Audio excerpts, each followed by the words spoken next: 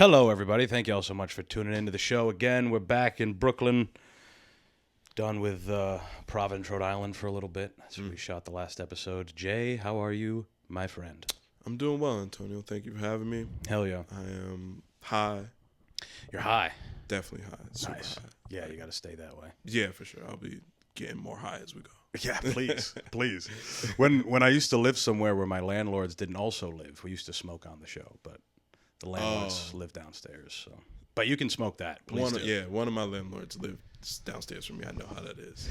It's actually kind of nice because it's like a whole family, so they're gonna like take care of the place and shit like that. If something goes wrong, it's like it's their house. Yeah. As opposed to like a slumlord. Mine is the ex-wife of the original owner of the house. Oh man. Got half the house in the divorce. Okay. Yeah. So that's like kind of good as far as the landlord She doesn't goes. She doesn't care. She's like, don't fuck up my investment, but she don't actually like give a fuck about the house. Right. Yeah. I would think she either like thinks of it as like the last remnants of her husband, and that'll be like how she determines how much she cares for it. Yeah. You know? Yeah. Now husband, former wife. Gotcha. Yeah. So we were talking about how weed is like all the weed shops, they closed. Yep. And everybody's, still going wild. Apparently there's supposed to be a protocol now that nobody really knows about. Yeah. I'm not versed at all, but like it was something with licenses. Yeah. And shit. So like a lot of dispensaries were operating without licenses or with like questionable licenses. Right. And then I don't know if you saw that video of Eric Adams when he like had all the weed on this was like right before he got indicted. He had like pounds of weed on the table and then picked up a bag and like smelled it and was like, that's good product. And kind of tucked it away. That's awesome. But yeah, a bunch of spots just got closed. I actually watched the spot in my neighborhood like the day it got shut down. Yeah. Yeah, I was on the bus riding to a cafe that's like on the same block. And they have been getting fucked with, pretty continuously. But then the morning of, I'm riding by and I see like 4 paddy wagons, like 4 squad cars parked on each corner. And as I'm on the bus driving by, I'm like, all right, there go that spot. It's done. Yeah. Walking back, I see it's like padlocked up, notices on the door. I'm like, yep, there you go. Yeah. And they all have like the same notice. It's like this establishment was selling cannabis. Yep. Yeah. Yep. Which is wild because, it was fine until they decided it wasn't. Right? Right. Yeah, it was like smoke shops can kind of do, bodegas can, whatever. They were like, people were doing jokes. Yeah. About like, yo, there's a new smoke shop every other day. And now it's like, they're all shut down. Yeah. Yeah. Now you grew up in Bed-Stuy. Yeah. So like, what was weed like growing up? Could you still go to a bodega and find some or? Like if you were in the know. Okay. And you had to be like well known to know that like that's a spot you could go to. But growing up, weed was just like wildly illegal. Yeah. Like wildly illegal. Like you could do 20 for weed. Damn. Like it was, Under Giuliani, it's like stupid illegal, stop and frisk, stupid illegal. So like I was saying before, it's like it was wild to watch it go from like this is super illegal to like, all right, it's legal. Like Wild West legal, like weed stores opening up every other weekend. And now it feels like the pendulum is swinging back the other way of being like, it's all right, we got to crack down a little bit. Sure. Yeah, Giuliani has like mixed reviews, right? Because everyone looks at him as the guy that took down the mafia. Yeah. He's the guy that took down the 100 years mafia. ago. He was, mayor during 9/11. Yeah. So he kind of got like the hero mayorship. But then he also just locked so many niggas up. Yeah. Like stop and frisk, all of that locked so many niggas up. Yeah, I believe that. Because I remember, I'm a little younger than you, I think. I'm 27. Or we're the same age. So I'm 20. I just turned 28. Oh, okay. Yeah, So we're like the same shit. Yeah. I don't remember anything from the stop and frisk, mainly because I grew up with whites. so there wasn't much of that. But I remember hearing about it in like stand-up specials or whatever. Yeah. I used to get like stopped as a kid, especially in high school. Wow. Yeah, definitely got stopped. I remember my brother came home the day after he got like stopped and frisked, and it was like wild. Yeah. But I used to get stopped because they would think I was like, with my student Metro card, they used to think I was like an adult using the student Metro card. So they were like, yeah, I would like swipe it and then go to the other side and then go up the stairs. And then they'd be like, hey, come here. Damn. I'm like, oh, fuck, I'm about to be late to school. Fuck. Yeah. Damn, now they just shoot people. Yeah. Now it's like, yeah. fuck the stopping. We have shit to do. Yeah. All right, this is just getting off to a depressing start. This is an important start, goddammit. I'm going to take fault for that because I was just at a bar drinking with teachers. Ooh. You want to have some depressing ass conversation. What's it like being a teacher? Because I've had teachers on here. Yeah. And they all seem to like their job. Yeah. They love their job. Yeah. But as someone myself who cannot stand children, it seems like a fucking hassle. That's the that's where it starts. Yeah. Like baseline, if you are just mildly irritated by the presence of children. Stay close to that. Oh, sorry. If you're like mildly irritated by the presence of children, for the most part, you should not be teaching. Not now. Right. When it's like the worst and the worst it's ever been. What yeah. Kids hitting weed pens in the bathroom. Yeah. Nah. So I've always like enjoyed working with children and like being around children. Yeah. What I would say about being a teacher is like it's not necessarily like difficult work. It's just like exhausting. Yeah, I would imagine. Which you could say about a bunch of jobs, but like it's ridiculously tiring and exhausting. Yeah. Yeah. Well, I had always thought of because if you think of when you were a student, right, middle school, elementary school, high school, it's like you're kind of bringing us into this place. Mm-hmm. All of us, most of us don't really give a fuck. Mm-hmm. You know, like we're trying to because our parents say we should, but at the same time, I don't care about y equals mx plus b or you know, any of that shit. So now you have a bunch of kids who you're trying to instruct, and they're actively trying to not pay attention. Yeah. A lot of them, at least. Right. You know. And here's the part that we can't tell the kids, but I really wish we could. You know how you said I don't give a fuck about y equals mx plus b? Yeah. Nigga, I don't give a fuck. I don't give a single fuck. Even more so. Way more so than you ever could. Yeah. But my job is to get you to understand this. Right. And get you so on that the next when you're level. an adult, you can make the choice to not give a fuck about it. Right. Yeah. I always thought that it would be nice if high school, at least high school, they had a similar structure to college where you can pick shit a little more geared toward what you want to learn, you know? And there are some schools like that. Like New York City has a school, like a historic school on the Lower East Side. Like I'm pretty sure it's the high school Basquiat went to, called City As. Okay. Like City As a school. And it's an alternative school. So for students who struggle with just the traditional high school formula, like public school formula, you go there and it's pretty much college and high school. Where they ask you like, yo, what do you want to do? All right. They give you a curriculum that includes like, you have classes, but you also might be interning at like a job that you expressed interest in. It's geared toward the arts. So you might like intern at an art gallery while you're also a high school student. Right. And it's designed for students who like maybe shit's not right at home, so they don't have the traditional schedule of like a traditional student. So it's like, yo, I do the classes that New York City says I have to do, but the rest of my time I'm spent like working and actually doing something I need to do for life. So there are alternative schools like that. But yeah, I'm training students to have a job. Right. Well, that's the whole structure of school, right? It's like you get used to waking up early, going to a place. Yep. There's a bell for lunch. Yep. You know, it's kind of that thing.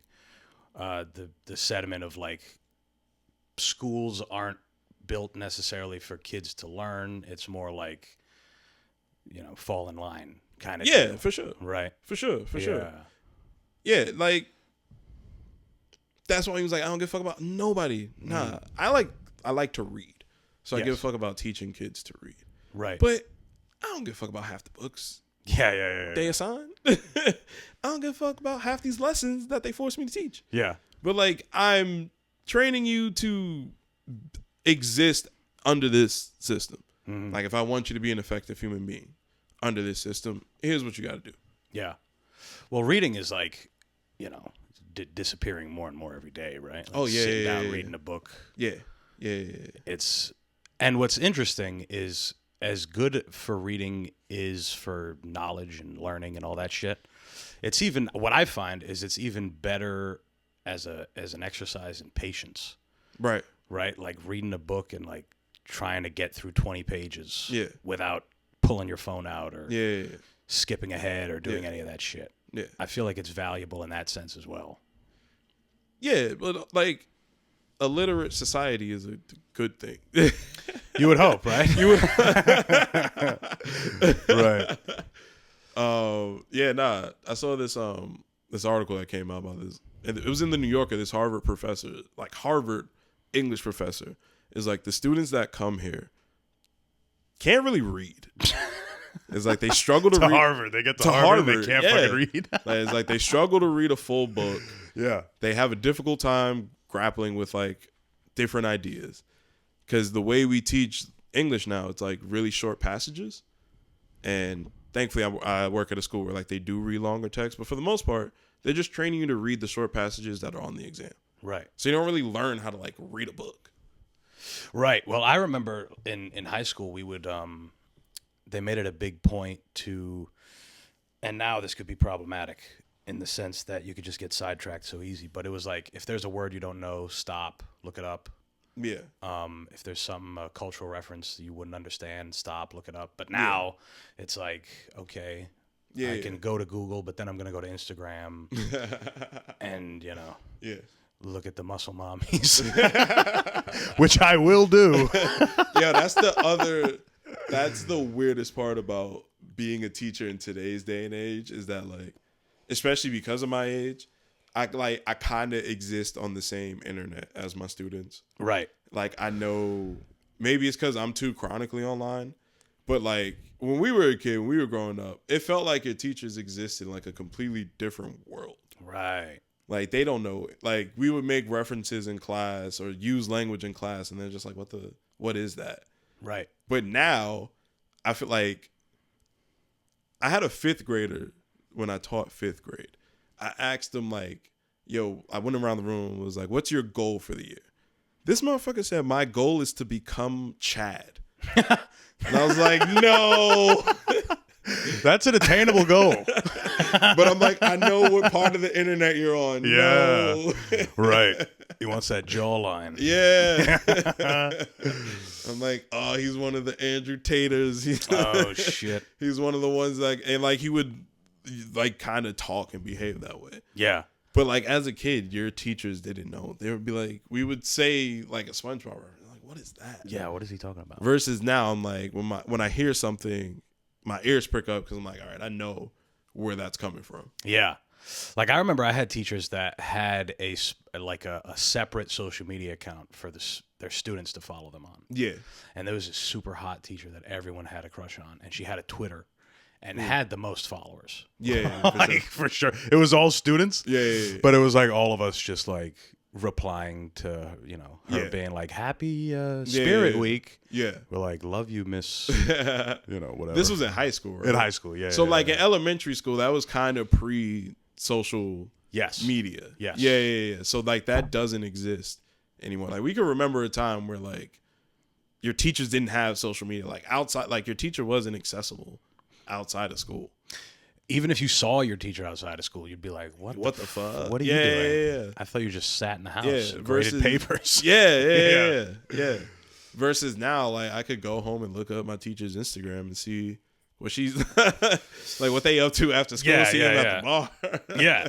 They're fucking TikTok dancing. Yeah. Yeah, there's teacher influencers. Yes. Who have like massive followings online and like they're students know of their like internet presence. Right. They'd be like super hot teachers. Like, Yeah.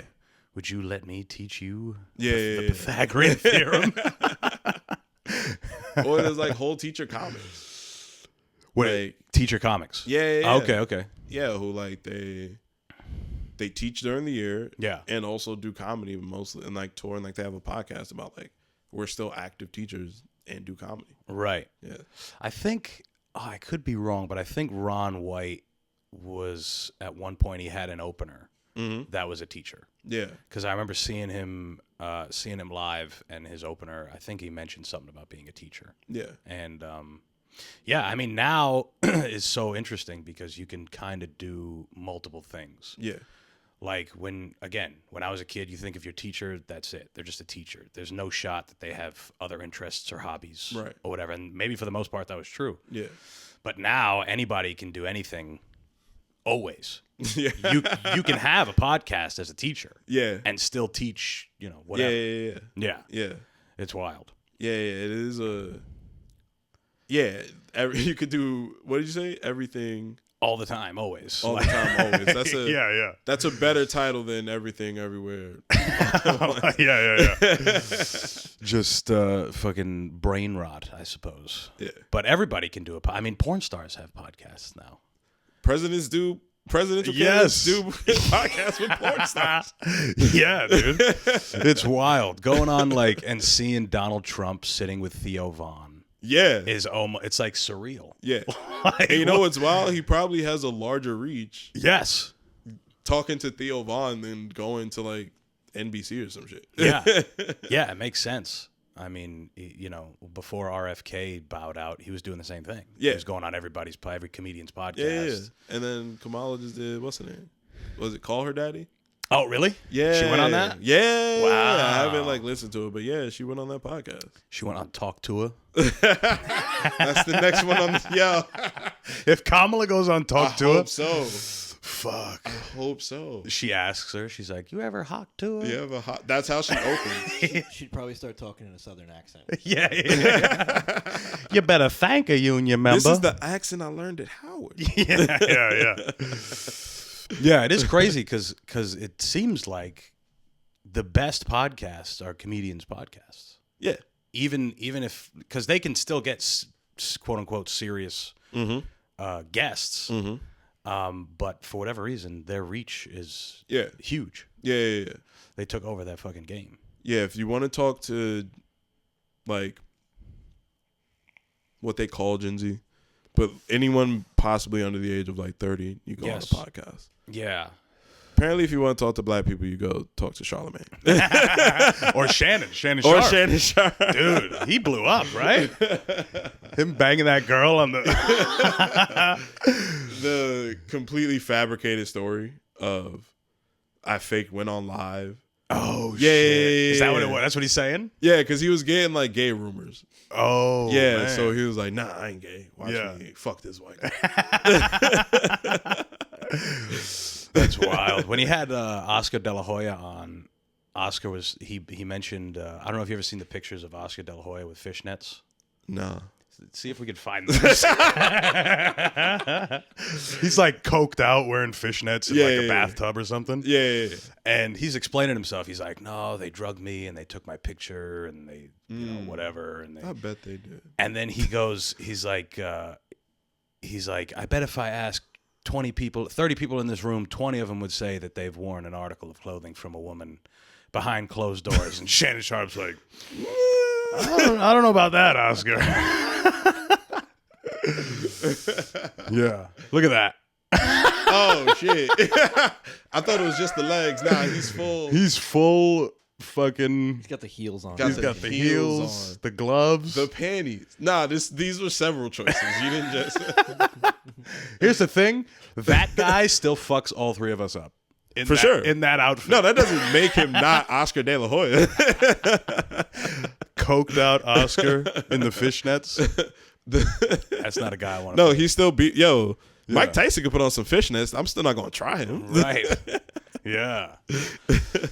That's scary that he's going to... I think he's going to get fucking chinned By Jake Paul. Jake Paul. I think it's going to be a very sad We can't night. let that happen. Oh, man. We can't have Mike Tyson get knocked out and the election happen in the same. Yeah. There's the He did it lipstick. again? Ah, Dude, nah, what? It was a full blown photo shoot. This was the thing. Nah. They had lipstick on. How Who's old the is Diddy? lady? Was Oscar De La Hoya at the freak offs? Oh, he had to have been. You know he was. He brought some extra baby oil. Yeah, 1,002 bottles. Yeah, nah. Diddy didn't invent the freak off. The Hollywood freak off. Oh, man. Yeah, that's just the. That's just the nature of the beast. Yeah. He also didn't invent sexual blackmail. Like he should definitely go to jail for it. Right. But it's not a new thing. No, not. It's not an by any old. It's an means. old trick. Yeah, it's an old world ideal. Yeah. I mean, Hollywood, if you think about it, is who was one of the first stars in Hollywood was Shirley Temple, Yeah. a fucking 6-year-old girl that would dance in a little sailor suit for grown ass men. Yeah. And it's like people are shocked when they hear about Harvey Weinstein or Bill Cosby or whoever the fuck doing filthy shit. Yeah. They're just done it to a horrific degree. I feel like it's the magnitude of it. Right. Like Diddy is a monster. Well, supposedly there was a bunch of people on that list that are underage. Yeah. Tons and tons, right? Tons of them. Yeah. They're platinum selling artists. Right. So is it that bad? Music was way better then. Justin Bieber. Bro. Those videos of him as a kid and like the grown ass women fucking with him, I saw saying that wild supercut. shit. I saw that supercut. Dude. And I like vaguely remember it as a kid. But when you're a kid and like y'all are the same age, you're just like, oh, lucky guy. Yeah. Meanwhile, I was getting molested like by Leah Remini or whoever. It's Like on award, I think the worst one might have been Pink at that award show where she just like cupped him. Yeah. That shit's wild, dude. That shit's wild. It's like she worked for the TSA. Ah. Don't Were you forget there that lady. Were you there that night? Oh, yeah. That was a good night. You were there for that. Hell yeah. I feel like I've told the story, but you were there. No, I was this. there. I feel like, especially around when it first happened, I told that story so many times. Yeah. Of people like, were you there? Yeah. Were you there that night? Like, what happened? I was like, oh yeah, that was a wild night. That was a good time. Should we? Yeah, let's indulge. Get into it. Fucking, I don't remember. It had to have been a Sunday. It was a Sunday. It was a Sunday. Sunday night. It was the 10 p.m. mic. Man, that's a tough mic anyway. Yeah, that's a what? So we're kind of thankful for this lady, if we're being honest. Oh, it was one of the best nights at that place, unfortunately. This what's her name? The Elf of New York. The Elf of New York was there. Yeah, so there's this chick that dresses up in a full elf elf, whatever that means. Full body paint. Super hot. So very sane person. Yeah. No, yeah. completely normal person. Yeah. Like has a normal job. She seemed fine. Yeah. She didn't really seem enthused by our stand-up, but No. she came and watched for whatever reason. What? Nobody was enthused by the stand-up? Yeah. At that mic? Who'da? So she came up with some black girl that they didn't even know each other. Yeah. That's what the girl said. Yeah. Apparently one of them, I think the elf like buzzed in. Yeah. And then the like TSA girl just came up with Right. her, like saw or heard. Yeah. And then just came up the stairs with her to the room. Right. And TSA girl was kind of hammered. She was pretty drunk. She was fucked up. Yeah, she was pretty drunk. And was just like talking with every comedian that went up there. Yeah. Like would just interrupt them, just kept fucking with them. And eventually she tells us that she works for TSA and that one of her favorite things to do is feel up guys. Yeah. Like go through the thing. If she sees they got a big hog, she calls them She over. calls them for the private scan. Yes. She's like, no, but like, no. She was like, I love doing this. Yeah. This is my favorite thing about this job is I will see hot dudes with big dicks in the scan. And if you got a big dick, I will pull you to the side. Yeah. And like give you the private pat down. And then she did. Can't really do anything about it. Right? Which Right. has never happened to me at TSA. So now I'm like, Yeah. Because we were all like, I thought you were only supposed to pat down women because you're a woman. Yeah, that's Yeah, that's Yeah. what I thought. And she's like, but no, you don't understand. I do it to the I guys. do it to the guy. And then she did it. She Yeah. did it to one of the comics. She grabbed his Yeah, dick. she did just straight up grab one of the comics. Yeah. Shout out Danny. During my set. Yeah. And he was like, I was like, yo, you good? He was like, oh, I'm great. I was like, all right, cool. yeah. But yes, were you there from the start? Oh, yeah. Okay. Yeah, from the beginning. Because I remember I came in late and just the vibe in the room and the lights were all like, it was dark. I was just looking around like, Yeah. what's going on? Like something's going on in here. Right. You were right. And then I saw what happened. And of course I was like, well, fuck whatever 5 minutes I came here to do. Yes. Got on stage and immediately was like, so now tell me, like, what's the choosing process? Like, is this what you do? Yeah. Like, this is your thing? She was like, no, absolutely. Yeah. This is what my I get up favorite in the part of morning my job. Yeah. And it's funny because when shit like that happens, especially in an open mic, I do the same thing that you're saying. I completely abandoned whatever I was going to do. Yeah. Because it's useless. Like, I might as well just fuck with this lady. Yeah. And also nothing, well, right now, nothing I have will match the energy Exactly. of this room. Yeah. Exactly. And sometimes that's fun as fuck. Yeah. Just like completely abandon. Even if that's not happening. I don't know if you ever go up sometimes with close to nothing to say, and then you just kind of see how far you can get by fucking around. Yeah, for Yeah. sure. I have notions of jokes. Yeah. Sometimes I go like, oh, I wrote this out and I'm trying to get this 5 down. But sometimes I'm just like, all right, here's this thought I had today. Let me see if this thought works. Yeah. All right, cool. Let me move on to the next thought. Yeah. Yeah.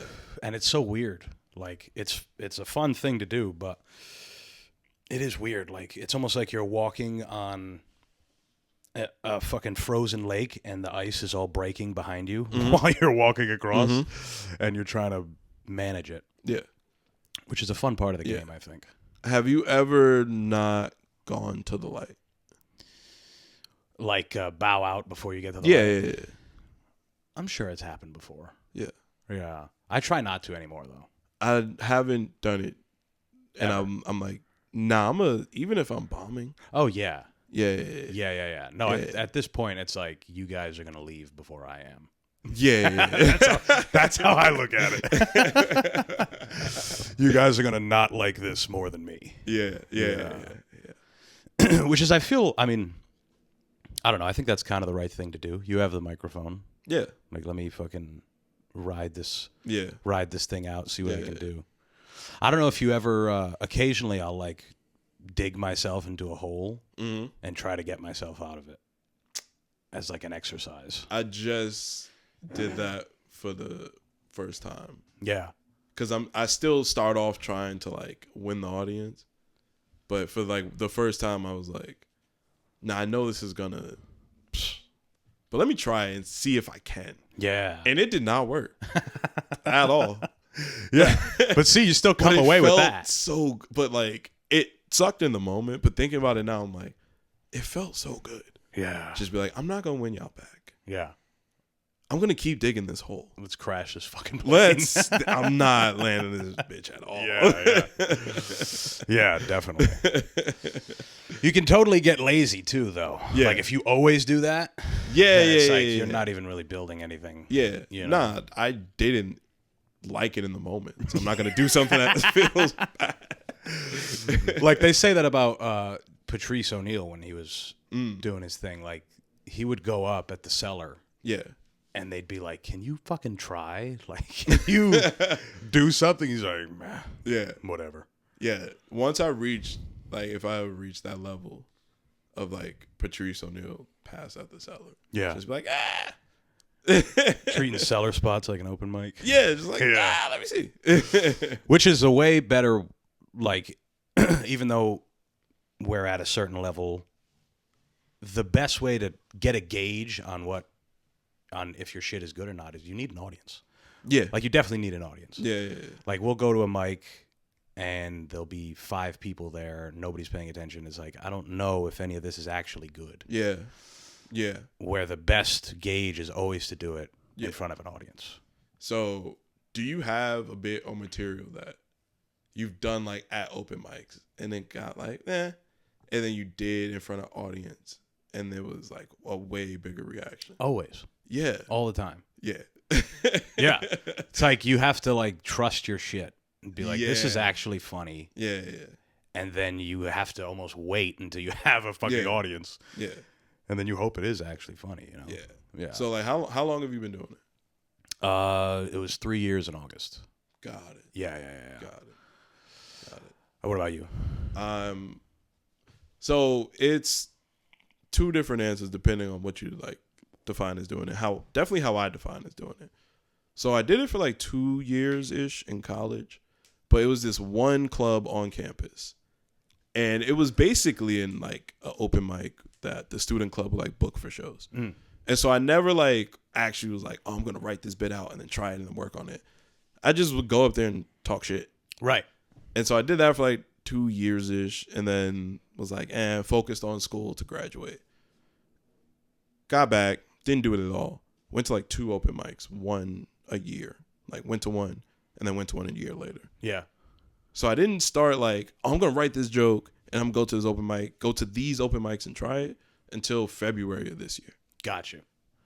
Yeah, you didn't like take it seriously. Yeah, if so that I was makes like, sense, I've been doing it for 8 months officially and redshirted in college. Yeah. Hey, that counts, dude. That still fucking counts. Yeah. At least I think it does. Yeah. Yeah, my very first time I did it was my freshman year of college.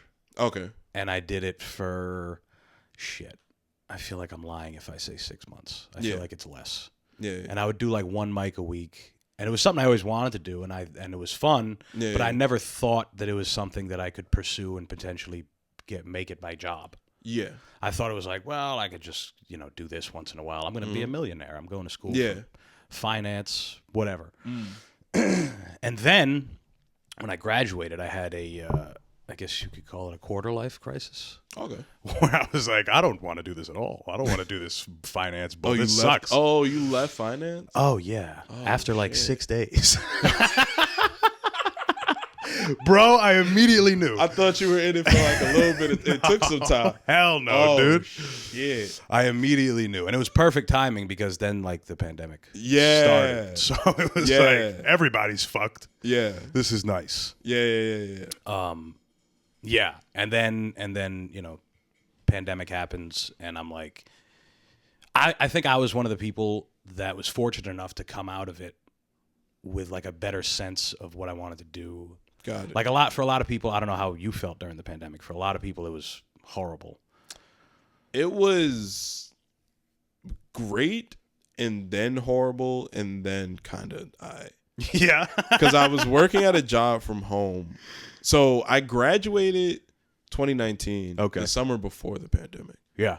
and then worked like a bullshit job at a bowling alley, Nice. getting no type of money, like I no can type believe of that. money, Bowling alley clocking like 120 in a week, Ooh, maybe, man. maybe On how many hours? On like 20 hours. Damn, that's fucking horrible. Yeah. That's bad. Holy shit. And it was still just as stressful job, but Yeah. making no type of money from Yeah. it at all. And then started working at a college as an admissions counselor. Got let go during the pandemic. So lost job. And then didn't get any of the pandemic unemployment. Damn. Any of that shit. So it was hell. And had moved into a new apartment. Lost the job. So then had to pay the rent. All of that. And then got a new job. And then we were kind of like, that's when I started teaching. And then we were like half remote. So we still had like a lot of remote time. So I was like, oh, this is what people were saying is like fire. I was like, okay, I remember working from home when my college switched to work from home. Because I'm definitely one of the people that brought COVID back to America. Really? Like for sure. Yeah. You were Yeah, one of yeah. the ones? Yeah. Where were you? Thailand. Oh, shit. In March of we left. So graduated college, went on my first like big international trip with my 2 older cousins. For my cousin's birthday, she wanted to go to Thailand. So we went to Phuket. Nice. And like her birthday's like the mid to end of February. So we went out to Phuket, Thailand for like end of February into March. And while we're there, well, we went to Bangkok and then flew to Phuket. My fault. Went to Bangkok, took a flight from Bangkok to Phuket. It was an Air China flight. Okay. We're the only people on this flight in no masks. Yeah. The only Americans on this flight. Damn. And me and my guys were looking around like, oh, they really do this like mask shit. So came back, took another Air China flight from Phuket back to Bangkok, then flew back to the States. We got back to the States either 1 or 2 weeks before they shut the country down. Yeah. Like shut down the airports. When we got back from the trip, me and one of my cousins were the sickest we've ever been in our lives. Damn, so you got it early. Yeah, that early Fuck, strain. when it was Like I still passed scary. out because I had just started the job, took the vacation, came back, and was like, all right, I'm sick, but this is a new job I can't fucking call out. Like they're gonna fire me. So went to work sick, passed out at my desk. Damn. Called my older cousin, like, what's going on? My older cousin's like, yo, I've never been sick like this. Like I've had the flu. This is completely different. Yeah. And then they shut the country down, and then COVID was like the thing. Fuck. Yeah. That's early. That's the scary COVID. Yeah, that's that. You still don't know what's going to happen. Yo, it's up in the air. Fuck. Holy shit. How long were you in Thailand for? We were there for like a week. It was like 8 days. Yeah. Yeah, I think like 7. It was like 7 nights, 8 days, 8 days, 7 nights. One of those. It's cheap as fuck, right? That's what I've heard. Dog, Yeah. so cheap. It's Yeah. expensive to get there, Yes. but then once you're there, everything is so cheap. You live like a fucking king. Yeah, you could get a bucket of liquor, like a literal bucket, of mixed liquor for $1. Damn. Like a $1 to $2. Yeah. Yeah. A lady boy delivers it to you. Hell yeah. Yeah. Oh yeah, the Ladyboys was like there. So we were in this. It was called Khaosan Road. Like Yeah. that's the area we were in, and it's kind of like the backpacky like party area. And there was this like, it's just a street of bars, and they're out on the street. Like they put. It's almost like what outside dining. It's like I experienced outside dining before it was a thing here. Yeah. So that like it was a smooth transition, but like they would have chairs and tables and giant speakers just set up on the street, and then you just walk down the street and pop into this bar, pop into that bar, go to that bar, and there was this little like VW bus van bar ran by like ladyboys. Damn. Yeah, like just around one of the corners, it was just the ladyboy VW spot. bus. Yeah. Yeah, poured a hell of a drink. Like, yo, shout out, yeah. No, thank you, but Yeah. I'll take the. Thank you for the beverage. Thank you for the drink. I appreciate you, ma'am. Right. Yeah. Did you go to I know there's that town where it's like overrun by monkeys in Thailand. I don't remember the name of the town. Nah, I don't think we went. There's a few. Yeah. Yeah. Well, you've been, right? Yeah. Yeah. Oh, what part did you go? I went to Phuket also, but I went to Phi Phi Island first, Okay. and then I was in Patong Beach. Okay. Yeah, we stayed in like the Bangkok city area, and then because that was the thing. We spent 5 days in Bangkok and then spent 2 days in Phuket, and we were like, we should have did that in reverse. Yeah. No, yeah. The Phuket's the more like luxury, like Yeah. relaxation part. Yeah. Place Like Bangkok sounds more like a Vegas. Like you get in. Yeah. Get Yeah. And just like Vegas, it was like, this was great for like 3 days. And then we realized, wait, we're drinking the same drinks and mostly eating the same things. Yeah. Right. But then we went to Phuket and was like, oh, this is where we should have. Thai food's fucking good. It's amazing. I fucking love Thai food. It's amazing. Yeah. I had to keep correcting my family. I went back home to Rhode Island for a few days last week, and I love my family. They're great, but every Asian food is Chinese. Like me and my brother were in the mall, like in the food court, and I wanted like that cheap, shitty food court Chinese food. Yeah.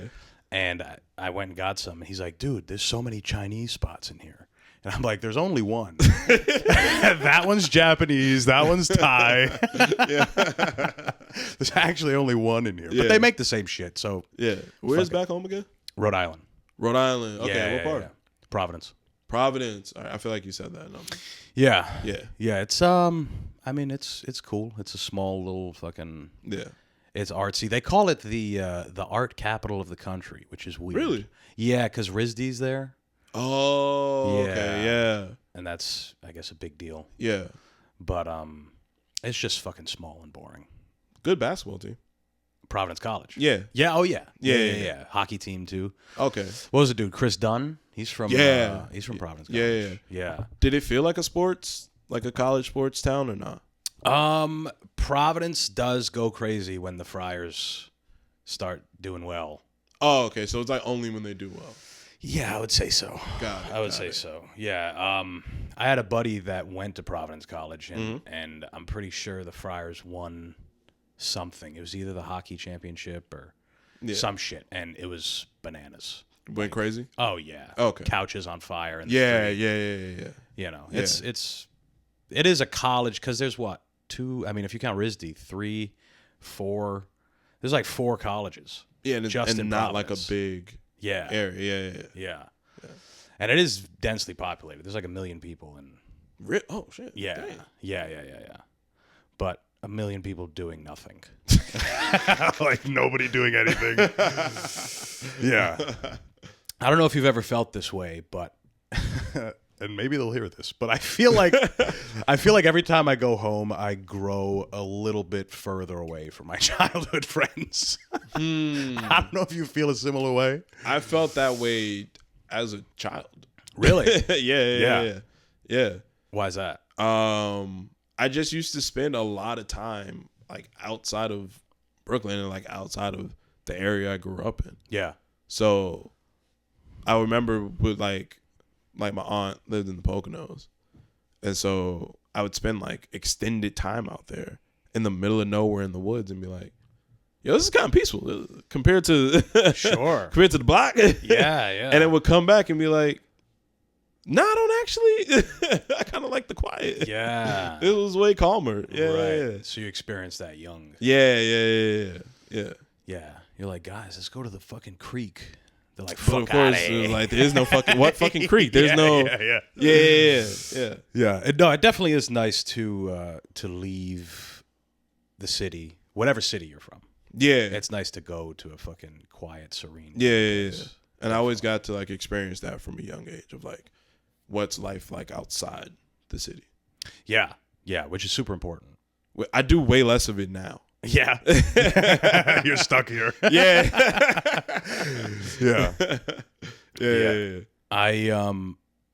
Yeah. Anytime I can go, like I went to Sleepy Hollow this weekend and it was fun. Yeah. Well, aside from the badass little kids I was with, my niece and nephew were fucking savages. See, I don't got any nieces and nephews I'm around that are younger than like 15. Yeah. Okay. Yeah. I got one that's 16, one that's 15, and then one that's 9 and one that's 2. Oh. So those two are fucking bananas. Yeah. And I understand why my sister's a fucking maniac. Yeah. None of You my know? Yeah. So I'm the eldest. Okay. So like my younger siblings have been like, they've kind of jokingly been like, yo, when are you having a kid? And I'm just like, don't put that on me. Yeah. Yeah. So like I said nieces and nephews, but it's really like cousins' kids. Okay. But because we grew up in like a tight-knit family, it's the same, almost the same effect as like a niece or a nephew. Yeah. But none of my, like me and my siblings, it's a Deadpool right now. No kids. Like first one to have a kid, loser. Yeah. Like you lost. Do your siblings want to have kids? Or do My you? sister has Okay. said that she wanted to have. I'm also the one straight sibling. Oh, So the expectation is on me. Oh, shit. Damn. You're the only one that could get one organically. Yeah. Yeah, my sister is straight up lesbian. My brother is bisexual. Okay. So he could maybe. Yeah, no, and Whatever he he's decides. said that he wants to. Yeah. Like that's still his desire eventually. Yeah. But I'm the eldest and the straight one, so like the expectation is like, oh, you should have one by now. Right. I'm just like, I don't know if y'all seen any of this shit. I'm gonna pretend to be gay for another year. I'm a comedian, Mom. You don't want me to bring another you don't one want of these. me. Yeah, it's wild because my grandmother is, she's fucking old. So Yeah. she's got an idea of where a 27-year-old Right. should be, Should I be. guess. And I'm like, you got no idea. Yeah. I can't have no kid rolling in 3 a.m. No, what? all fucked. Could you imagine? Like, I got to slide to Yeah. at this 1 o'clock mic. I got it. Yeah. It's a Sunday mic. What do you want me to do? Right. Sorry, kid. Figure Sorry, it out. kid. Yeah, that sucks for you. I'm also really bad at advice. Really? I'm bad at giving it and I'm bad at taking it. Oh, yeah. Because Yeah. I believe that you know better than anybody about what you need to do or what you should do. Like, I can listen. Yeah. Feel like, Antonio, I got this problem. Yeah. I'll listen to it with you Yeah. and, like, talk through it with you, but I can't be like, well, you should do this instead. Got it. You know? Got it. And you kind of need to do that as a kid. You need to do a lot. You can't be like, figure it out. Yeah. You know, this kid's bullying me, Dad. I'm like, I don't know. Life is fundamentally meaningless. Well, historically, that's when you go, talk to your mom. Yeah. Exactly. But men have way more expectations now What do you mean? of like fatherhood. Oh, the Yeah. bar has been raised.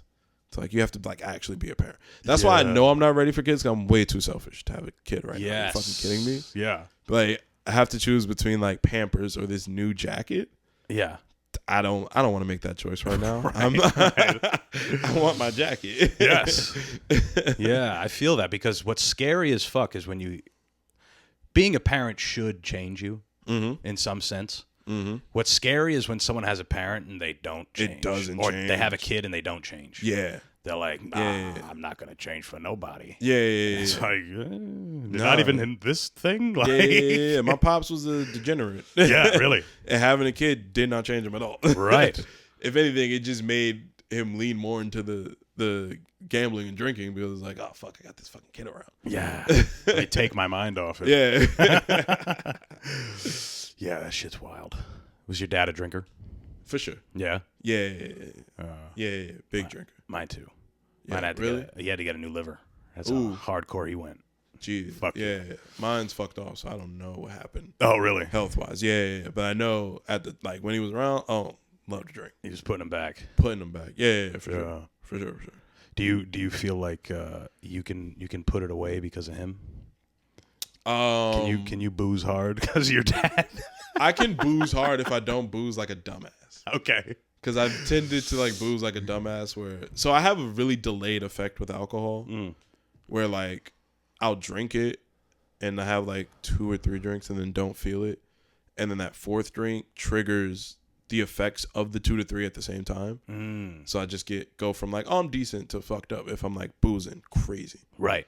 But if I like pace myself, I can get pretty hammered. You can make it happen. Yeah. I spent a lot of my early 20s getting fucked up. Really? Yeah. What was your drinking choice? Whiskey.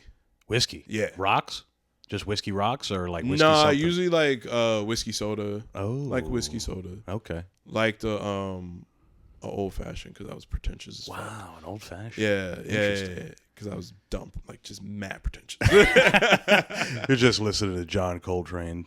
Absolutely. No, Drinking it was an John old-fashioned. Coltrane vinyls, drinking old fashions. I was like, this is what's cool as a 23-year-old. Yeah, it is pretty cool. I won't lie. You're in a jazz club drinking, you're like, Yeah. that might be okay. Yeah, and I was like, why am I not meeting any young bitches? Yeah. Hey, I love an older lady. Yeah. I got no problem with that. Yeah. I did want, never like significantly older.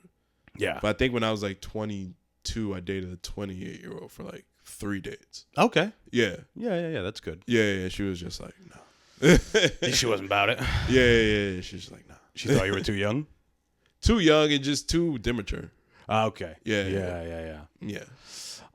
And quite frankly, hadn't learned how to fuck yet. Yeah, right. That was the biggest part That's of the it. main part. Yeah. I was softballing the rest. Yeah. You're still braille. Yeah. Braille in the pussy.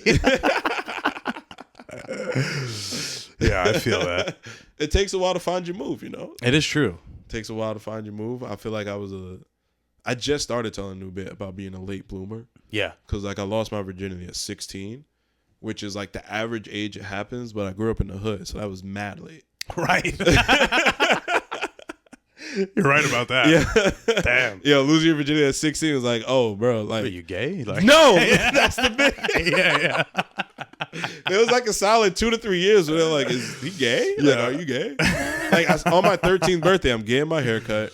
My barber's name was Roy, neighborhood barber in the style over in that area. And he's giving me my birthday cut. He's like, yo, how old are you? I was like, oh, I just turned 13.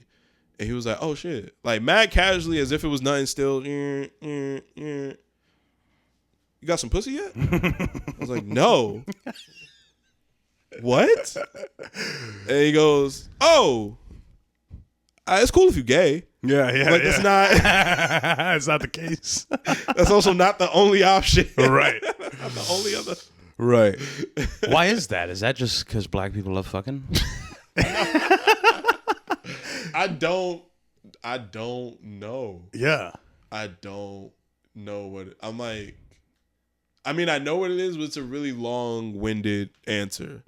It's a really long that involves like slavery and just things that Yeah. I don't want to get into. I don't know if y'all want to. We can move on. Yeah. I don't want to hear it. I can send you an hour-long video essay later. Right. Check it out. But like, I know why it is. But yeah, growing up in the hood is like lose your virginity. Like if you lose your the white college movies I would watch, it would be like, oh man, I'm like 18 and haven't had sex yet. Right. And it's like that's like standard.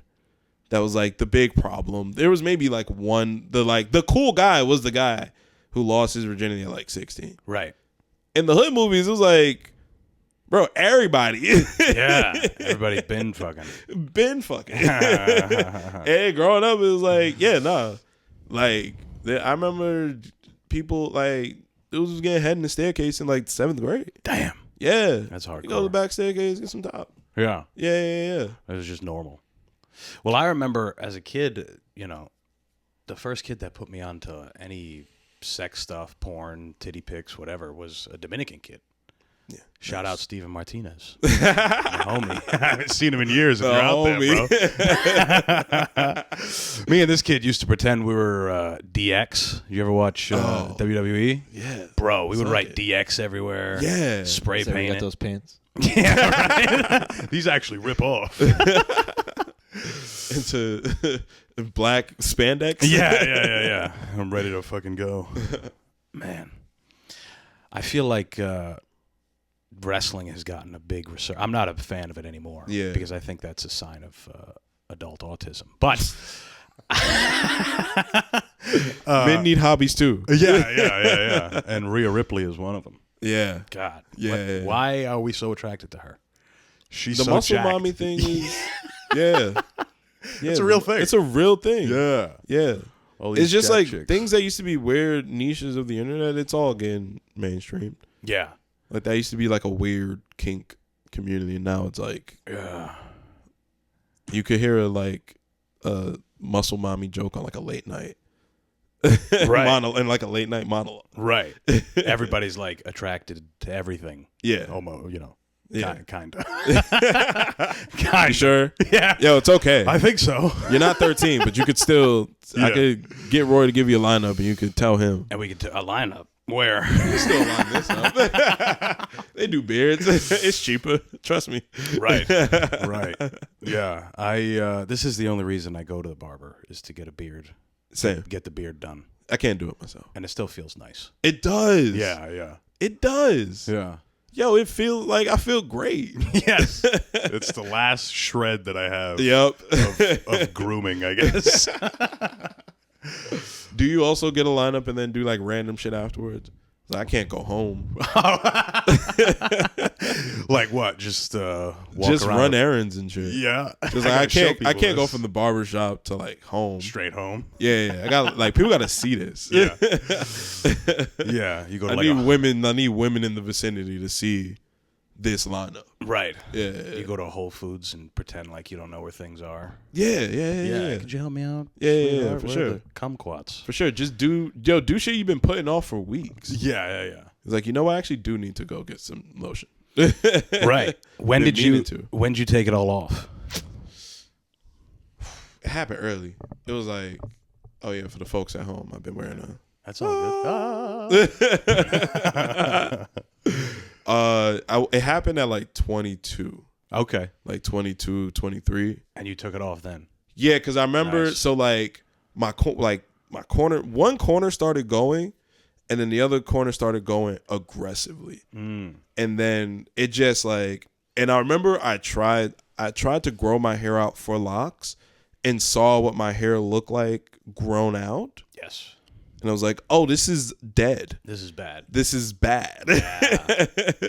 I got to go in the opposite direction. I had a similar thing. I saw a picture. I was growing my hair out, and I saw a picture of myself, and I'm like, it's over. It's over. Who am I kidding? Yeah. And it was great because when I went to the barber, and I'm like, take it the fuck off. Mm-hmm. Bald. Mm-hmm. And there was a lady right down the street over here. There was a lady a Jamaican lady getting her hair braided. Yeah. And after I finished, she's looking at me. She's like, oh, you're so cute. You're going to get a girl tonight. Mm-hmm. I'm like, I made the right choice. I did. I did become more successful after I went bald. Yes. Yeah. Significantly. Significant. Because you don't have to think about it. You don't have to think about it. Yeah. I'd have like a general head shape for it. Right. Generally, black dudes look better bald than anyone else. Yeah, I would agree. Yeah. I would agree. It's true. There's very few like white bald leading men that are like sex symbols in Hollywood. Right. Yeah. Yeah, no, I can't even. I mean, I guess what? Tony Soprano at one point was like kind. And he's not even fully bald. He was balding. He was balding. Yeah. But like a Jason Statham. There we go. That's probably the best dude. one. Bruce Willis, maybe. Bruce Willis at one point. What are some other bald white dudes? Bald white dudes that people like. That people like. That's the thing. Shit. I don't know. I guess if you wait long enough, they all end up. They all end up fucking bald. Bill Burr finally let it Bill go. Burr. Yes. Yeah, he was struggling for a little while. He was struggling for. Remember the quaff? Yeah. When it was like nothing here and then just the whoop. Man. I look back at when I would do shit like that, and I'm like, and then I look at people now who are contemplating shaving their head, and I'm like, just fucking do it. Just do it. Just do it. Just do it. Yeah. Don't. Just do it. No point. If you're doing this all day. like, if you cannot afford the trip to Turkey, Yeah. just do it. Yeah. And even then, the trip to Turkey is just like, bro, You're doing too much. you're doing way too much. Yeah. Do you think it'll ever become socially acceptable for men to have like weave or like toupees, hair pieces? Fuck. Man, I think if it's done well, it already is. You know, like look at Floyd. Floyd's got a whole head of hair. Yeah. That motherfucker was bald for how long? Yeah. And he just comes out and he's got a true. full hairline. Tory Lane's another one. Tory Lanez. Yeah. That's like he gets clowned for it when it's exposed, but when it's not, nobody cares. Yeah. Right. But a toupee is like, you can tell. You can kind of tell. Yeah. There's a comic whose name I won't mention, but he has a pretty bad one. Oh. And like, it's weird. It's a weird thing to look at because you can see the different colors, the different, I guess, texture or the different shape. Yeah. Like, you know that there's a separation. Yeah. And that I don't think will ever be acceptable. Like, people are always going to be like, what the fuck is that? Right. Yeah. Damn, maybe it is cooler for black dudes too. Yeah, everything's cooler when black guys do it. It's always better. Because like there's this NBA former player commentator, Jalen Rose, Okay. who like is known for like how sharp his hairline is. Yeah. And it's like, of course it's not real. Like there's no way. Right. And you could like tell when it like you could see the like beiging or whatever they put in to like blend it in. Yeah. But still nobody cares. Don't some of them airbrush it too? Yeah, you could get the airbrushed. Yeah, I see that on my fucking do you have a bald algorithm? No. What is it? They're just rubbing guys' heads? So I get a lot of haircuts on it. Yeah. But I'm bald. So I don't like I might have this like maybe this shit really is designed to keep you depressed. Because I have a lot of like when I'm scrolling haircut videos. Yeah. Like haircut transformations. And I still watch them. Just like, oh shit, he really did do that cut. Right. Right. Yeah, some of those, you know what I love? I love those. It's usually like in some other country, and the guys wear the mics on their wrist, and they're not even giving a haircut. They're like rubbing a guy's head and like I haven't seen this. smacking it and pouring shit on it, and it just sounds nice. Yeah. Like it just sounds good. Just buffing his head out. Yeah. There needs to be more like bald head buff services. Like get like Right. Like how they have, I'm sure they exist. How they have facials just for my scalp, Just for the top of the head. just for the top of the head, It is nice. right? Yeah. Yeah. Having a lady just fucking. Just yeah. Rub oils and Yeah. maybe I just need a girlfriend. Yeah, she could do it for you. Wherever she is. Yeah, no, it is nice being bald. But once I went bald, I was like, I can never get out of shape now. Oh. Like I can't be a fatso and bald. And I can't shave my face. Like Yeah, no. Yeah. Once I went bald, I was like, I'm all in. Yeah. Yeah. Thank God this started coming in as this started going. Yes. Because if I was, oh my God, it would be a horror show. Yeah. If I was this shape with this head with nothing here, No beard. no beard, no. Yeah. Yeah.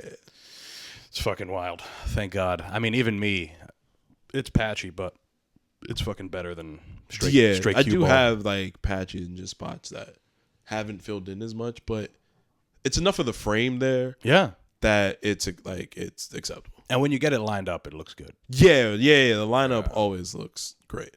Yeah. Right. How's your knee? I wanted to bring that up at some point. I think you waited the respect. While we're on the subject of you being bald, let's talk about let's get into your other physical defects. Yeah. It's better. It's better for sure. Yeah. Um, Now a fucking piece of the ceiling fell on yeah, your leg, so right? now I'm getting into territory of like, what can I say? Yeah, okay. Got you. Let's just say you got injured. Yeah, a metal radiator gate fell on my knee as I was walking down some steps. Damn. And tore my meniscus. Fuck. So like it was like a really old building and like this huge radiator access panel to it. As I'm coming down the stairs, the access panel just tipped over, hit me in the knee. And like, have you ever seen Avatar: The Last Airbender? Here and there, yeah. So you know Toph's like Earthbender or like just the Earthbender vision? Yeah. Like everything goes black and it like vibrates out. Yeah. Like a Mortal Kombat X-ray. I felt that. Really? Like when it hit it, it was like this hollow ding. Oh, fuck. And it was like sore, but I could still walk and whatnot. Yeah. So I like finished what I was doing. Whatever that was. Went home. Yeah. And was like, all right, like it hurts. Put some ice on it. I went to the emergency room right after. And the doctor there was like, took an x-ray. He was like, oh, you're fine. And I was like, I don't know, doc. It still like hurts. And he was like, we need to get people back to work. I was like, what? can I like not do what I have to do tomorrow? I was like, we need to get people back to work. I was like, Jesus. oh, okay. That's what he So, said? Yeah. What kind of doctor is that? Exactly. I mean, It's a political ass doctor. yeah. Kids don't want to work anymore. Get Yeah. back in Yeah. He was like, oh, people keep coming in trying to get out of work. Yeah. He was a very hardworking Nigerian man. Jeez, okay. Well, I guess that makes sense. They have very little time for bullshit. So then I was like, all right, cool. I went home and then I woke up the next day to wake up to like get ready for work. Got out of bed, could not stand. Like the second I put weight on it, I was like, oh fuck, and hopped right back into bed. Yeah. Like immediately. Then went to the doctor, got an MRI. I was like, oh, you tore your meniscus. I was like, what? Yeah. That's a like sports injury. Right. Yeah. And they were like, yeah, because because my leg was bent back, so it struck me right between like the kneecap, like right at the perfect angle to just like put this like little tear in it. Oh, Sucks. damn. Did you have surgery? Yeah, I had surgery. Yeah. Yeah. What did they have to do? They have to so the type of tear I have, they basically had to like shave it down so that it's all even again. Because the pain and the clicking and all of that comes from like there was like a piece of it had like tore and lifted up. Like I have the MRI. So then my bone was like scraping against it. So they had to like smooth everything back down to make like a comfortable groove for the knee bone to like rest in. Yeah. So yeah, they went in, like smoothed it down, knocked me the fuck out. Yeah. Fuck. And then so the remedy was physical therapy. And then after a certain point, they're like, all right, you just got to go to the gym. Yeah. So I was like, all right, I'm going to just go to the gym and take the gym seriously. Mm-hmm. That shit's fire. Yeah. Hey, it works. It works. Yeah, It works. Yeah.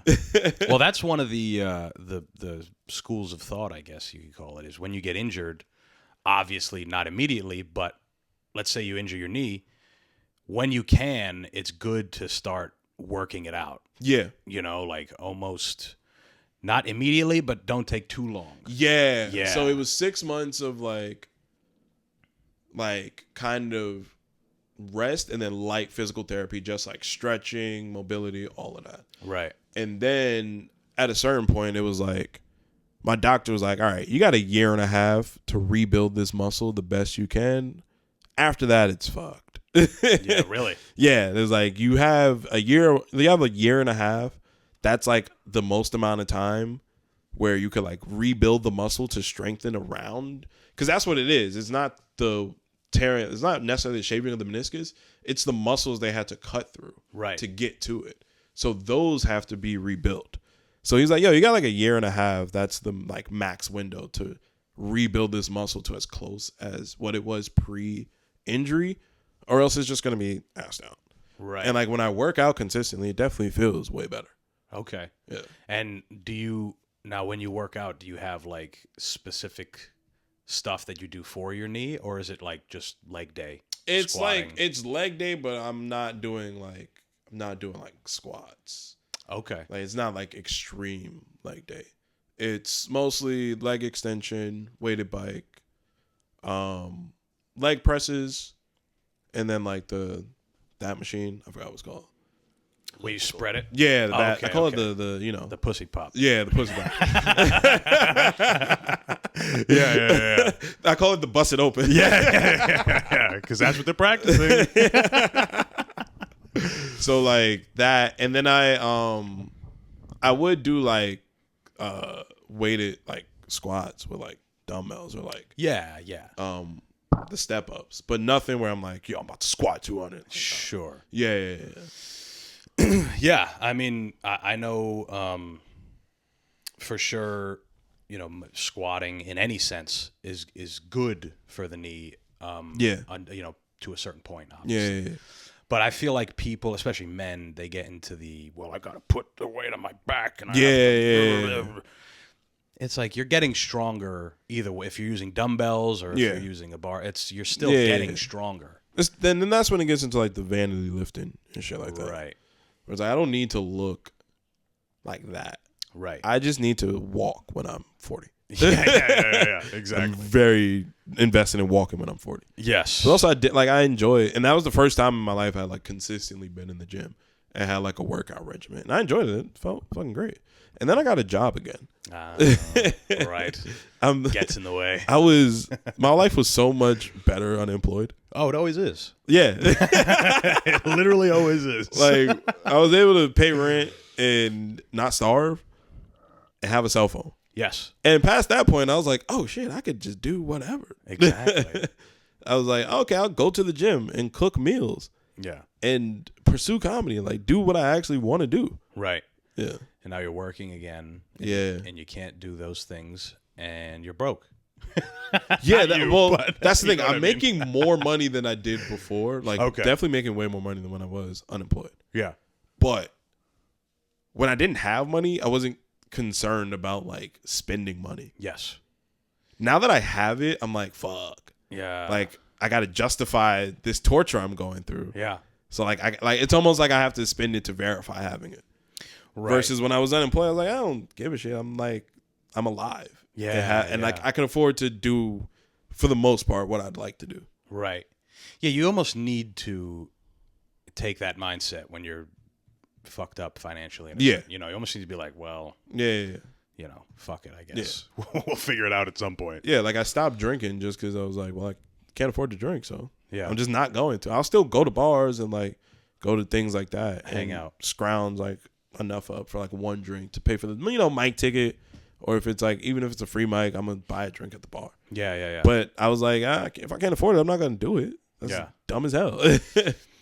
You're a stronger man than I. Yeah. Because I will spend. If I'm convicted enough, if I'm like, I want to get hammered tonight. Yeah. I don't care how broke I am. Yeah, no, I was definitely not like. I was basically like, all right, I'll get back to 0 and then go back up to like right here. Yeah. And then right back down to 0. I might go to like a negative 200 sometimes. Sure. But I'll be right. Yeah. I was not worried about like the future and savings when I was like, I just need to be alive right now and not homeless. Yeah. It's both liberating and nerve-wracking. Yeah. I think. Yeah. Because I have, like I mentioned earlier, a lot of my friends back home have normal jobs. I mean, you have a normal job as a teacher, but you are also a comedian and you have other interests where my friends literally, if I hang out with them, it's only them talking about their job or their fantasy team or whatever. And it's like, I just can't be bothered to listen to it. Like, I just don't give a fuck at all. Yo, that's the best thing about growing up in New York. Yeah. Is that like, I don't know that experience of like talking to friends from back home and they're just like, well, the fantasy team is this and it's sick. The job is this. And not all my friends are like, yeah, I'm doing a show. Yeah. Or like, yeah, I'm like, my homeboy was just in a play. Yes. And then he works like a regular job and then he also does this. It's like, for the most part, I don't talk to boring people. Yeah. That's the thing. It's the worst. That's the thing. Yeah. Like, we're in a big group chat and I was there for 3 days and I'm like, guys, let's fucking do something. Yeah. And they're like, this is what we do. I gotta go to work tomorrow. Whatever. The game is on and I'm like, you guys fucking suck. Just default personality. Yeah. Exactly. Like, you have nothing else that excites you.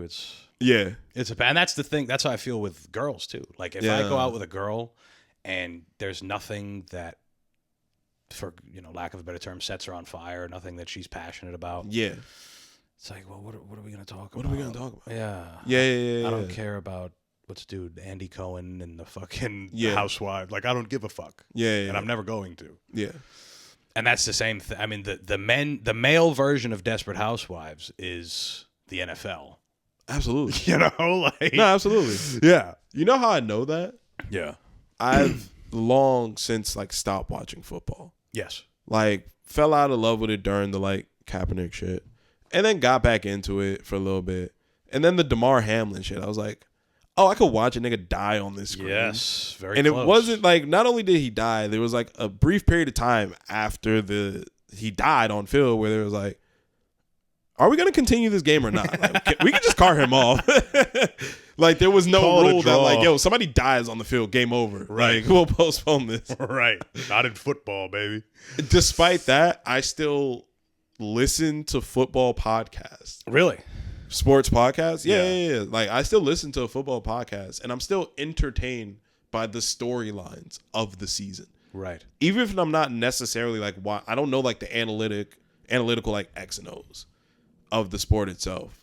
I know like how to make a play because I coach a little girls flag football team. Hell yeah. But like, I'm not like up to date on like, yo, this team and this player, but I still follow the storylines of like the teams and the star players, and it's still entertaining. Yeah. Like, it's still entertaining. Just the story. Just the story. Not even the games. Not even the games. I swear to God. That's funny because that's why a lot of people like the WNBA. Yeah. Oh, yeah. They're all fucking each other. Yeah. And there's like beef between the girls. No, once I heard that, I became interested in the WNBA. I'm not going to lie. I was misogynistic. I was like, women's basketball. It's also just not as vertical of a game as like men's basketball. It's more left to right, horizontal game. But then once I learned about like the storylines, like it's all like ex-girlfriends and da-da-da-da, I was like, sell us on that. Yeah. Stop bullshitting us. We want the storylines. We want the stories. Right. Right. Make the commercials about that instead. Absolutely. Don't sell me on the like, this team against this team. Be like, yo, the point guard of this team was strapping down the point guard of that team. And the 7 foot tall woman that guards that point guard is now dating this point guard. Right. Tune in. Yeah, exactly. It's like a drama. It's like a real life drama. Yeah. Yeah, you're right. I fucking talking to people who have no other interests is like, it's fucking annoying. Especially when you've been friends with them a long time. Yeah. And you're like, I still fucking like this guy. Yeah. But like, Yeah. you grew up too fast. You know, that's almost how I feel. Do you feel like you're like, we're not that old yet? You shouldn't sound this way. Yeah. Yeah. But then that sounds stupid because they're talking about like quote unquote important shit. Yeah. Like trying to buy a home or whatever. Yeah. And I'm just omitting that part of my life right now. Yeah. And it's like, dog, it's you live in New York. yeah, exactly. Like when people. That's what I'm paying for. Yeah. Like when. It's right, like when women from outside of New York be like, yo, why New York men like that? I was like, yo, you could literally be 22 until you're 67 in this city. Yes. If you so choose to be. Yeah, that's a good point. That's a good point. And there's plenty of people who are like that. And it's like, yeah, this is my life. Yeah. Like you see those stories about the like 60-something-year-olds who just party and do that and like run raves and shit. Yeah. That's a totally valid lifestyle. For sure. Yeah. But in, some hometown, that same 60-year-old is getting ready to retire in 2 years. Yeah. Yeah. Because that's what you do. Right. Yeah. Yeah. I say all that to say that I've completely lost where I come from. I've completely abandoned it. They say not to do that, and I have. New York changed you. It's like, you goddamn right. Do you see what? It's way better. Yeah, it is wild. It is wild. I'm always intrigued by people who grew up here. Yeah. Like yourself. Yeah. Billy, it's like, Oh, where you grew up? Long Island.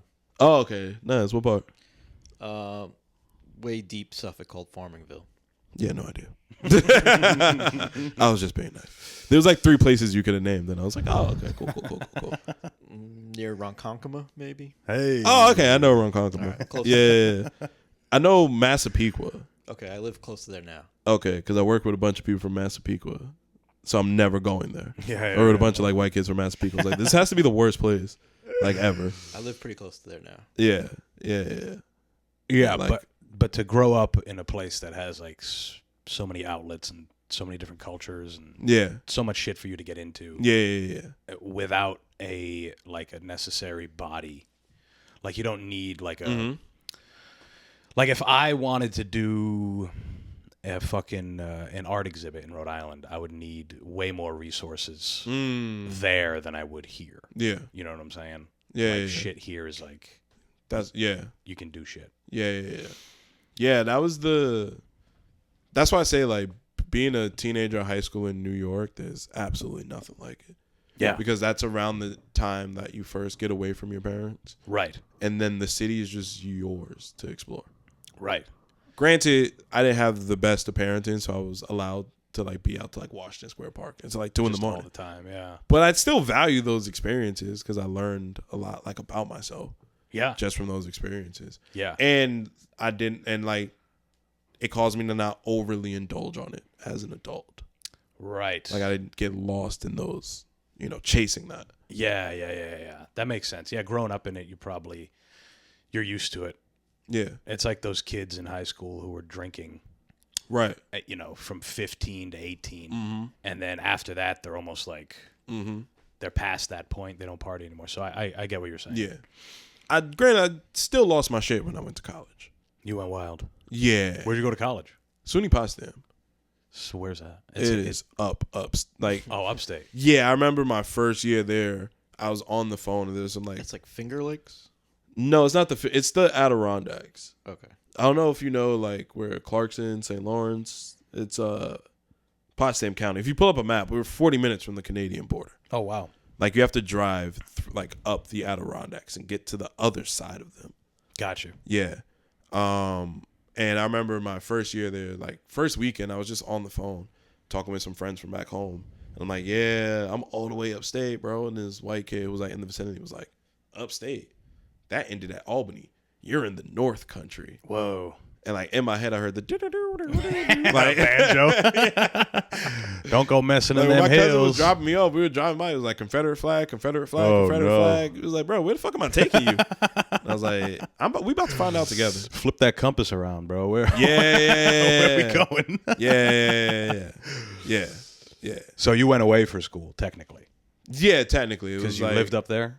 Yeah, and I would stay up there over like summers and breaks. I got an apartment. It was just Gotcha. like, oh, I'm living on my own. Say that. Yeah. Yeah. Yeah, it's hard to go back. It really is. Once you live on your own. Oh, dude. Once I got my first college apartment, I was like, why would I go back? Right. Like, granted, it's the city, it's home, loved it, but I'm like, oh, I'm responsible for myself. Yeah. This is great. Yeah. That's almost what you pay for. Yeah. You know, like all the people that say like, well, it just doesn't make sense to buy an apartment. You're just a pussy. Because you're paying for your freedom. You're paying for your autonomy. You know? And it was cheaper than living on campus. Really? Yeah. That's so like because I got financial aid, the difference in price between off campus and on campus tuition, that difference would just get, refunded to me. And that was how I paid rent. Oh shit. Yeah. That's nice. Yeah. That's a nice way to do it. Yeah, and I got in-state tuition, so it wasn't too expensive. Mm-hmm. And I would get like a nice little refund check at the end of every semester. Yeah. Pay rent, and then buy like weed and sneakers. Yeah. Hey, that's college purchases. Doing college shit. Yeah. And I was like, wait, this refund check would last way longer if I stayed up here versus going back home. Yes. So I'll just stay up here. Yeah. Yeah. And you did 4 years? I technically graduated in 5 years, but I took like a semester break. Okay. And spent the first like year and a half to 2 years of college just completely fucking off. Nice. Just absolutely fucking off. Yeah. Like to the highest degree. I was like known for fucking off. Yeah. Where's Jay? He's fucking off somewhere. Like known for being always high or drunk or a combination of both. Yeah. And like would pop into class for the like attendance participation and like kind of pass that way and say like really smart shit and then just fuck off. Yeah. Just what? You're like a fucking Zen just master. No, there was no zen about it. It was clearly a cry for help. Yeah. There was nothing zen about it. I meant in the sense you come and drop some knowledge and then you just disappear. But it was such a small campus that I didn't disappear. Oh, yeah. Because it would be like, yo, like, where were you in class for the past 3 weeks? You pop up once. Yeah. Do this. And then we see you in the cafeteria fucked up. Yeah. Well, I think that people who don't do that at that age are depraving themselves. You know? Yeah. Because you're not going to do it when you're old. Yeah. A 50-year-old guy that's fucked up all the time. Yeah. You know, maybe not. Yeah. So it's kind of good to do it at that age, I think. Yeah. Yeah. And again, I see it as just like doing it in high school where it's like I got it out of my system. Yeah. So like I did that, eventually got focused, graduated into the pandemic, did a lot of drinking and general like fucking off when we were working. Because I worked from home for like 5 months. Yeah. So just getting hammered in my apartment. Still working. Yeah. Well, I had like I was an admissions counselor. So I would read like maybe 20 applications a day. And then once that was done, just fuck off. Yeah. Playing Xbox, drinking, going to a park. Chilling. Yeah. Living the fucking dream. Yeah. Yeah, fuck yeah. I think not everyone, but a lot of people would like to work remote. Especially once. Yeah, right? Yeah. Yeah, I had never done it, but everybody is like, this is the life. Oh, it's fucking amazing. Yeah. Dude, it's like, it's literally the complete opposite of work. Yeah. Like the complete opposite of work. It's like you're at home. Work is the least amount of your day. So long as you get your shit done, you have the rest of your life to attend to. Yeah. Yeah. You could work out. You could fucking. Yeah. Yeah. And like you're still making money. Right. It's like you fuck off and then every 2 weeks money appears. That sounds like a fucking dream, buddy. It was the dream. It was the dream. That's why they're forcing everyone back into the hall. Yeah. People were too happy. Way too happy. Yo, fuck those work from home influencers. Yeah, right? That were just like, look at me fucking off and getting paid. Making it sound yo, too why good. you making it high? Like, yo. Right. Right. I feel that. Well, hey, man, let's wrap this fucker up, huh? Yeah. Where can people find you? Do you have anything to promote? No doubt. Yeah. You can find me on Instagram. I just changed my handle because the other one was way too complicated. Really? Yeah, it was like J.R. Murphy, but then I had to spell it out as A.R. and I was like, eh.